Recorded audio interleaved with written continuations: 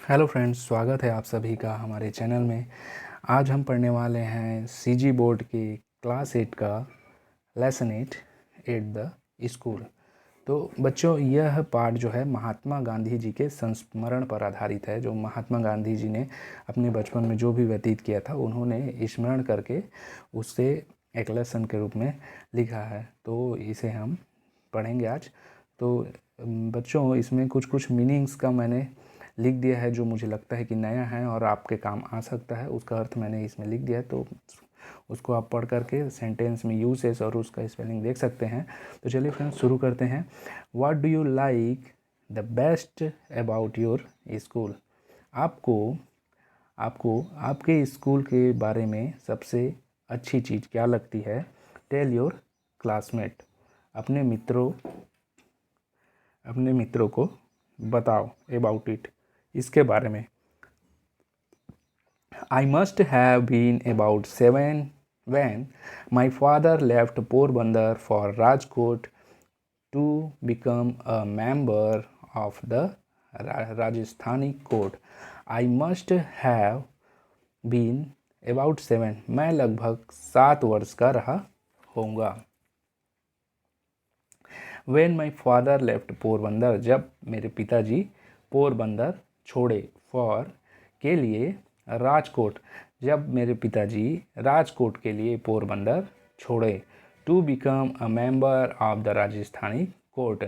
To become मतलब बनने के लिए, अ मेंबर सदस्य, of the Rajasthani court, Rajasthani court का सदस्य बनने के लिए जब मेरे पिताजी पोरबंदर छोड़े, तब मैं लगभग 7 वर्ष का रहा होऊंगा। There I was put to a primary school. वहाँ मुझे एक प्राथमिक शाला में, प्राइमरी स्कूल में डाला गया। And I can well recollect दस डेज, और उन दिनों को मैं अच्छे से याद कर सकता हूँ। आई कैन यानी सकना, वेल यानी अच्छे से, रिकलेक्ट यानी स्मरण करना, याद करना। 10 डेज, उन दिनों को मैं अच्छे से याद कर सकता हूँ। Including the name and other particular of the teachers who taught me. Including सम्मिलित करते हुए, द नेम नाम, और अदर पर्टिकुलर अन्य विशेषताएं, of the teachers who taught me, जो शिक्षक मुझे पढ़ाए हैं। तो जो शिक्षक मुझे पढ़ाए हैं वह अन्य चीज़ें मैं उस समय की अच्छे से याद कर सकता हूँ। As at Porbandar, so here there is hardly anything to note about my studies.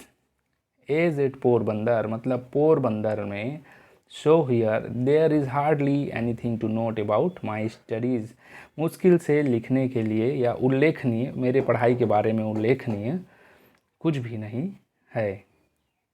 I could only have been a mediocre student. मैं केवल एक मीडियोकर मतलब मध्यम दर्जे का छात्र था। तो मैं केवल एक मध्यम दर्जे का छात्र था। फ्रॉम दिस स्कूल, इस स्कूल में, I went to the suburban school and then to the high school, है ना। फ्रॉम दिस स्कूल, इस स्कूल से, आई वेंट, गो यानी जाना, वेंट यानी गया, टू द सबर्बन स्कूल, मैं नज़दीक के शालाओं में गया। एंड देन, और उसके बाद, टू द हाई स्कूल, उसके बाद मैं हाई स्कूल में गया। हैविंग ऑलरेडी रीच्ड माई 12th ईयर, ऐसे करते हुए मैं अपने 12वें वर्ष को पहुंच गया। आई do not remember having ever told a lie during this short period. तो इस 12 वर्षों के दौरान, आई डू नॉट रिमेंबर मुझे याद नहीं है, हैविंग एवर कभी भी, हैविंग एवर टोल्ड अ लाई कभी भी मैंने झूठ बोला हो। ड्यूरिंग का मतलब होता है के दौरान, दिस शॉर्ट पीरियड, इस छोटे से समय के दौरान मैंने कभी भी झूठ बोला हो, ऐसा मुझे याद नहीं है। I do not remember having ever told a lie during this short period, either to my teacher or to my school mates, ना तो मेरे शिक्षक से और ना ही मेरे स्कूल मेट्स मतलब जो स्कूल के साथी हैं उनसे। I used to be very shy, मैं बहुत ही शर्मीला था। एंड अवॉइडेड आल कंपनी, और अवॉइड मतलब अवॉइडेड आल कंपनी, सभी जो कंपनी संगति है उसे मैं अवॉइड करता था, नज़रअंदाज करता था। My books and my lesson were my sole companion. अब चूँकि संगति को ये नज़रअंदाज करते थे, इसलिए माई बुक मतलब मेरी पुस्तक और माई लेसन और मेरी सीख वर माई सोल कंपेनियन मेरे एकमात्र साथी थे। सोल कंपेनियन मतलब एकमात्र साथी। To be at school at the stroke of the hour. To be मतलब होना, एट द स्कूल स्कूल पर, at the stroke of the hour मतलब समय पर स्कूल में उपस्थित होना, समय से स्कूल जाना। And to run back home और वापस आना, एज सुन एज शीघ्र से शीघ्र। द स्कूल क्लोज्ड मतलब समय से स्कूल जाना और स्कूल से छूटने पर समय जल्द ही घर आ जाना। That was my daily habit, यह मेरी डेली की आदत थी।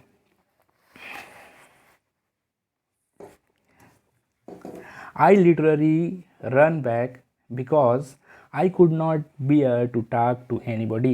I literally run back मैं सचमुच दौड़ते हुए वापस आता था because क्योंकि I could not bear मैं सहन नहीं कर सकता था to talk to anybody मतलब मैं एक प्रकार से किसी से बात पसंद नहीं करता था, मैं बात नहीं कर सकता था, इसलिए छुट्टी होने पर दौड़ते हुए सीधे मैं घर आता था। I was even afraid lest anyone should poke fun at me.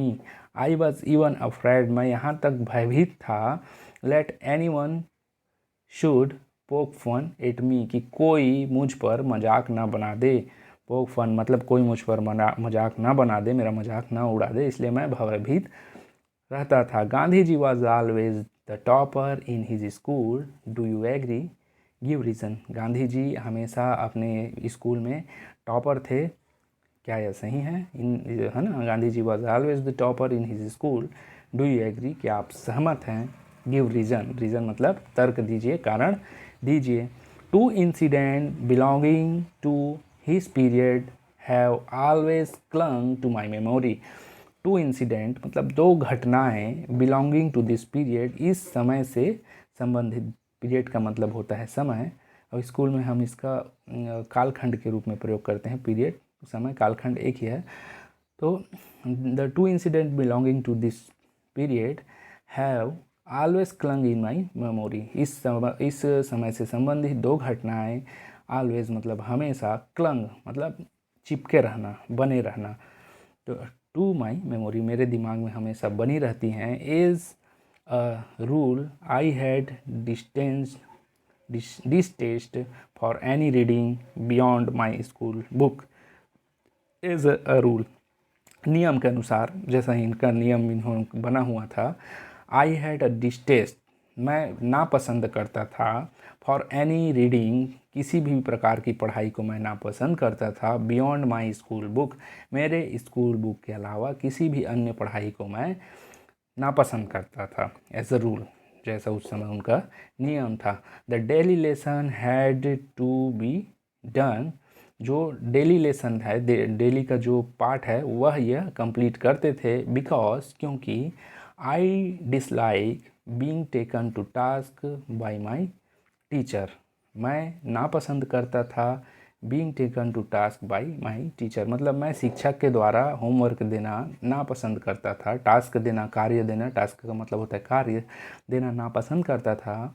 As much as I dislike deceiving him, जितना कि, एज मच एज जितना कि, आई डिसलाइक्ड मैं नापसंद करता था, डिसीविंग हिम उनको, डिसीविंग का मतलब होता है धोखा देना, तो मैं कार्य को करना भी उतना ही नापसंद करता था जितना कि शिक्षक को धोखा देना। देयरफॉर इसलिए, I would do the lesson इसलिए मैं पाठ को कर लेता था। बट ऑफन लेकिन, ऑफन का मतलब होता है अक्सर या प्रायः, तो but often without my mind on them, but often लेकिन अक्सर मेरा दिमाग उसमें नहीं लगता था, किसमें? शिक्षक के द्वारा दिए गए कार्य में। दस इस प्रकार या अतः, when even the lesson could not be done properly, when जब, even the lesson पाठ जो है, could not be done properly proper मतलब अच्छे से कंप्लीट नहीं होते थे, पूर्ण नहीं होते थे। There was of course no question of any extra reading, तो जब पाठ ही अच्छे से कंप्लीट नहीं होते थे तो एक्स्ट्रा रीडिंग का अतिरिक्त पढ़ाई करने का कोई सवाल ही नहीं पैदा होता। There was of course no question of any extra reading but somehow, लेकिन कैसे भी, my eyes fell on a book purchased by my father, लेकिन किसी तरह माई आइज़ फेल मतलब मेरे आँखों में पड़ी या मेरी नज़रें पड़ी ऑन अ बुक उस पुस्तक में, परचेस्ड बाई माई फादर मतलब मेरे पिताजी द्वारा परचेस की गई खरीदी गई पुस्तक पर मेरी नज़रें पड़ी। इट वाज श्रवण पितृभक्ति नाटक, यह थी श्रवण पितृभक्ति नाटक, इस बुक का नाम था। A play about Shravan's devotion to his parents, a play एक नाटक अबाउट के बारे में, श्रवण's डिवोशन श्रवण के त्याग के बारे में, टू हिज पेरेंट्स अपने माता पिता के लिए, अपने पेरेंट्स के लिए त्याग के बारे में, यह श्रवण के त्याग के बारे में यह पुस्तक थी। I read it with intense interest, intense का मतलब होता है अत्यधिक, इंटरेस्ट का इंटरेस्ट मतलब रुचि। I read it with intense interest, मैंने इसे अत्यधिक रुचि के साथ पढ़ा। There came to our place about the same time, there came to our place, है ना, यह हमारे स्थान पर आया, हमारे क्षेत्र में आया, अबाउट द सेम टाइम उसी समय, ठीक उसी समय यह हमारे क्षेत्र में आया। आगे देखते हैं। ट्रैवलिंग शोमैन मतलब यात्रा करते हुए शोमैन मतलब नाटककारों के द्वारा यह उस समय हमारे क्षेत्र में आया। One of the picture I was shown was of Shravan carrying his blind parent on a pilgrim, तो वन ऑफ द पिक्चर, यह पिक्चर आई वाज शोन मैंने देखा, वाज ऑफ श्रवण कैरिंग कि श्रवण जो है कैरी किए हुए थे, रखे हुए थे, हिज ब्लाइंड पेरेंट्स अपने अंधे माता पिता को, ऑन अ पिलग्रिम्स का मतलब होता है पालकी, तो श्रवण जो है अपने अंधे माता पिता को पालकी में रखे हुए थे। The book and the picture left N indelible impression on my mind, the book मतलब वह पुस्तक, एंड द पिक्चर यानी जो नाटक इन्होंने देखा, लेफ्ट एन इनडेलिबल का मतलब होता है अमिट, इम्प्रेशन मतलब छाप, ऑन माई माइंड, तो बुक और पिक्चर ने मेरे दिमाग में एक अमिट छाप छोड़ दी। Here is an example for you to copy, यहाँ पर एन इसलिए लगा है क्योंकि इस शब्द का उच्चारण स्वर व्यंजन से, स्वर वावेल से हो रहा है, इसलिए। तो here is an example for you to copy, I said to myself, यहाँ एक बहुत बढ़िया उदाहरण है आप तुम्हारे कॉपी करने के लिए। I said to myself मैंने स्वयं से कहा। The एगोनिज्ड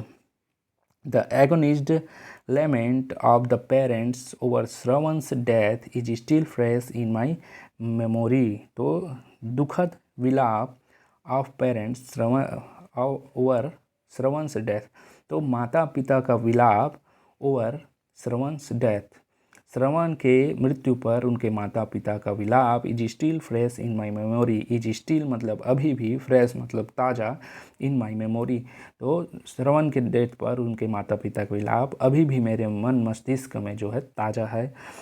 the melting tune moved me deeply, जो मेल्टिंग मतलब पिघला देने वाली जो आवाज़ थी, मूव्ड मी डीपली मेरे दिल की गहराइयों में पहुंच गई या मुझे हिला दिया। And I played it on concertina, और इसे मैंने, जो कॉन्सर्टिना एक प्रकार का वाद्य यंत्र है, तो इसे मैंने कॉन्सर्टिना में भी बजाया। Which my father had bought for me, जिसे मेरे पिताजी ने मेरे लिए खरीद के लाया था। ठीक है।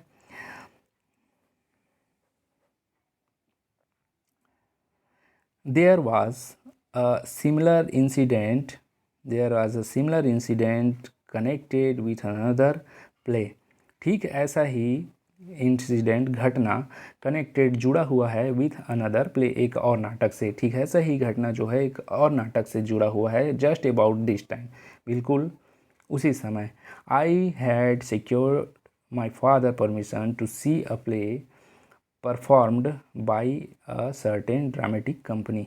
आई had secured my father permission, मैंने अपने पिताजी की आज्ञा सुनिश्चित की ली टू सी अ प्ले, नाटक देखने के लिए, performed by certain dramatic company, जो कि कुछ नाटकीय कंपनी के द्वारा किया जा रहा था। दिस प्ले, यह प्ले था हरिश्चंद्र, कैप्चर्ड माई हार्ट, तो ये जो प्ले था हरिश्चंद्र, यह मेरे हृदय में बस गया। I could never be tired of seeing it, मैं इसे देखते हुए कभी नहीं थका। But how often should I be permitted to go, लेकिन हाउ ऑफन, कितनी बार, should I be permitted to go, कितनी बार मुझे आज्ञा मिलती इसे देखने जाने के लिए, है ना। परमिटेड टू गो मतलब कितनी बार मुझे आज्ञा मिलती। इट हॉन्टेड मी, यह मुझ में समा गया। And I must have acted Harishchandra to myself several time, और मैं कई बार हरीशचंद्र का जो है एक्टिंग, नाटक किया स्वयं में, है ना। माई सेल्फ मतलब स्वयं में, सेवरल टाइम्स कई बार, अनेक बार। Why should not all be truthful like Harishchandra, why यानी क्यों, should not all be truthful, क्यों सभी सत्यवादी नहीं होते हैं, लाइक हरिश्चंद्र, हरिश्चंद्र के जैसे। Was the question I asked my self day and night, was the question, यह प्रश्न था, आई आस्क्ड, जो मैं पूछता था, माई सेल्फ, स्वयं से, डे एंड नाइट, रात और दिन, तो यह प्रश्न मैं स्वयं से रात और दिन पूछता था कि क्यों सभी लोग हरिश्चंद्र की तरह सत्यवादी नहीं होते। To follow truth and to go through all the ordeals, Harishchandra went through the one ideal which inspired in me.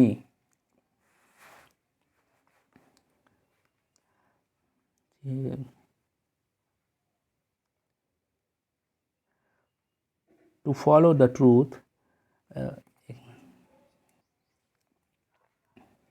To follow the truth मतलब सत्य की राह पर, and to go through all the ordeal, सभी समस्याओं को पार करते हुए, हरिश्चंद्र वेंट थ्रू, हरिश्चंद्र आगे बढ़े, वाज द वन आइडियल, एक आदर्श को लेकर, विच इंस्पायर्ड इन मी, यह मुझे बहुत ही प्रेरित करती है। I literally believed in the story of Harishchandra, I literally, literally मतलब मैं सचमुच, बिलीव्ड विश्वास करता हूँ, in the story of Harishchandra, मैं सचमुच हरिश्चंद्र स्टोरी पर, कहानी पर विश्वास करता हूँ। The thought of it all too often made me weep, यह विचार मुझे, this the thought of it, यह विचार मुझे, all too often made me weep, अक्सर प्रायः रुला देता है। My common sense tell me today that Harishchandra could not have been a historical character, my common sense, मेरी समझ, टेल मी टुडे, मुझसे आज कहती है, दैट कि Harishchandra could not have been a historical character, Harishchandra जो है एक ऐतिहासिक चरित्र नहीं हैं, बट फॉर मी, लेकिन मेरे लिए, both Harishchandra and Shravan are living realities, लेकिन मेरे लिए हरिश्चंद्र और जो श्रवण है, आर लिविंग, जीवित रियलिटी है और जीवित वास्तविकता है। एंड आई एम श्योर, और मैं यह सुनिश्चित हूँ, मैं श्योर हूँ, I should be touched be before if I were to read again this play today, और मुझे ऐसा विश्वास है कि मैं, I should be touched as before, यह पहले ही जैसा मुझे आनंदित करेगी, टच करे, छुएगी, if I were to read again this play before today, यदि मैं इन नाटकों को आज पढ़ता हूँ। Name the two plays mentioned in this lesson, इस पाठ में उल्लेखित दो प्ले मतलब नाटकों का बताइए, नाम लिखिए। नेम द टू प्ले, दो नाटकों के नाम लिखिए, मेंशन्ड इन दिस लेसन, इस पाठ में उल्लेखित।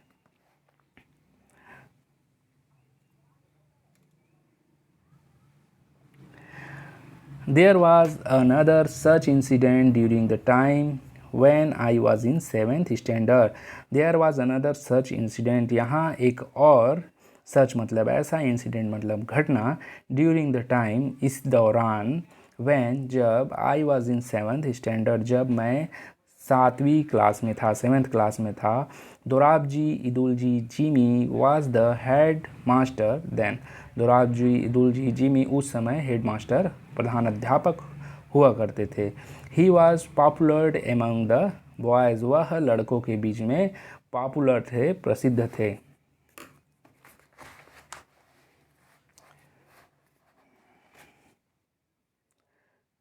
Though he was a disciplinarian, यद्यपि दो मतलब यद्यपि वह अनुशासन प्रिय थे. He was man of method and a good teacher. वह नियम कानून में चलने वाले व्यक्ति थे एंड एक अच्छे शिक्षक भी थे.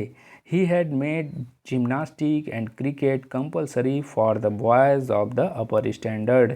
He had made perfect tense का सेंटेंस है तो उन्होंने बना दिया. जिम्नास्टिक मतलब ये एक प्रकार का व्यायाम से संबंधित खेल है. एंड क्रिकेट कंपल्सरी, कंपल्सरी का मतलब होता है अनिवार्य.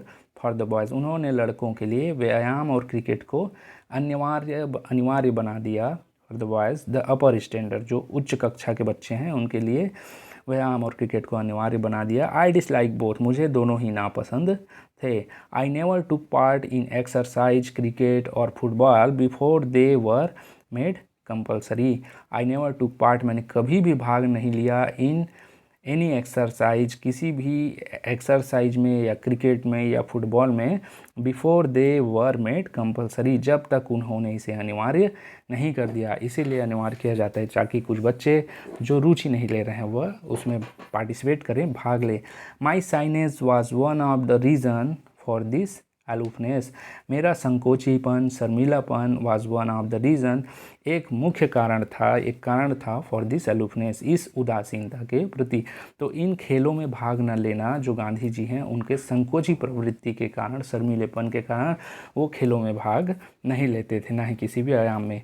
विच I now see was wrong. Which मतलब जिसे आई नाउ सी मैं आज देखता हूँ वाज रॉन्ग कि यह गलत था, जिसे मैं आज गलत देखता हूँ. I then had the false notion that gymnastics had nothing to do with education. I then had false notion मतलब मुझे उस समय false मतलब गलत, notion का मतलब होता है धारणा. तो मैं उस समय मुझे गलत धारणा थी that कि जिम्नास्टिक व्यायाम and had nothing to do with education व्यायाम का पढ़ाई से कोई भी संबंध या लेना देना नहीं है. टुडे आज आई नो दैट मैं यह जानता हूँ फिजिकल ट्रेनिंग मतलब शारीरिक प्रशिक्षण should have as much as in the curriculum as mental training. तो शुड हैव होना चाहिए as much place in the curriculum मतलब आज मैं यह जानता हूँ कि जो पाठ्यक्रम है उसमें फिजिकल ट्रेनिंग को भी सम्मिलित किया जाना चाहिए एज मेंटल ट्रेनिंग जैसा कि मानसिक प्रशिक्षण को सम्मिलित किया जाता है. जो हम जितनी भी पढ़ाई करते हैं सारे वो मानसिक प्रशिक्षण है. तो ठीक वैसे ही शारीरिक प्रशिक्षण को भी हमारे पढ़ाई में सम्मिलित किया जाना चाहिए क्योंकि स्वस्थ शरीर में स्वस्थ मस्तिष्क का निवास होता है. Why is sport important for everyone. जो खेल है वह सभी के लिए महत्वपूर्ण क्यों है, बताइए. Question mark. इसके बाद बट दो लेकिन यद्यपि I was none the worse for having neglected exercise. लेकिन यद्यपि मैं बुरा नहीं था worse having neglected exercise. I was none the worse for having neglected exercise. मैं एक्सरसाइज को इग्नोर करने में उतना भी बुरा नहीं था. I am still paying the penalty of another neglect. I am still paying मैं आज भी चुका रहा हूँ. पेइंग मतलब चुका रहा हूँ. द पेनल्टी मतलब होता है उसका पेनल्टी मतलब जुर्माना या सज़ा. ऑफ अनदर नेग्लेक्ट एक और उपेक्षा की. नेग्लेक्ट करना मतलब उपेक्षा. तो एक और उपेक्षा की कीमत जो है मैं आज भी चुका रहा हूँ. आई do not know for where I got the notion that good handwriting was not necessary part of education. I do not know, मैं नहीं जानता, from where, कहाँ से, I got the notion, मुझे यह धारणा मिली, that कि good handwriting, अच्छी लिखावट, was not a necessary part of education, कि अच्छी लिखावट जो है पढ़ाई का हिस्सा नहीं है। न जाने कहाँ से मुझे यह धारणा जो है मेरे मन में आ गई, but I retained it until, लेकिन इसे मैं बनाए रखा अनटिल, जब तक आई वेंट टू इंग्लैंड, जब तक मैं इंग्लैंड चला गया तब तक ये धारणा मेरे मन में बनी हुई थी। I then saw that bad handwriting should be regarded as a sign of an imperfect education. I then saw, मैंने तब देखा, सी यानी देखना, सा यानी देखा, दैट कि बैड हैंड राइटिंग, बुरी लिखावट, शुड बी रिगार्डेड, है ना, माना जाता है, शुड बी रिगार्डेड माना जाता है as a sign of an imperfect education, जो बुरी हैंड राइटिंग है उसे अपूर्ण शिक्षा का जो है पहचान माना जाता है ना, उसका, हाँ, साइन यानी उसका पहचान माना जाता है। Let every young man and women understand that good handwriting is a necessary part of education. चलिए प्रत्येक युवा व्यक्ति और महिला को हम यह समझाते हैं दैट कि good handwriting is the necessary part of education, जो अच्छी हैंड राइटिंग है वह पढ़ाई का एक अपूर्ण हिस्सा है। तो फ्रेंड्स, इस प्रकार से ये लेसन समाप्त होता है। तो वीडियो को अंत तक देखने के लिए बच्चों आप सभी का बहुत बहुत धन्यवाद। मिलते हैं अगले वीडियो में एक नया लेसन के साथ में, तब तक के लिए थैंक यू वेरी मच। जय हिंद।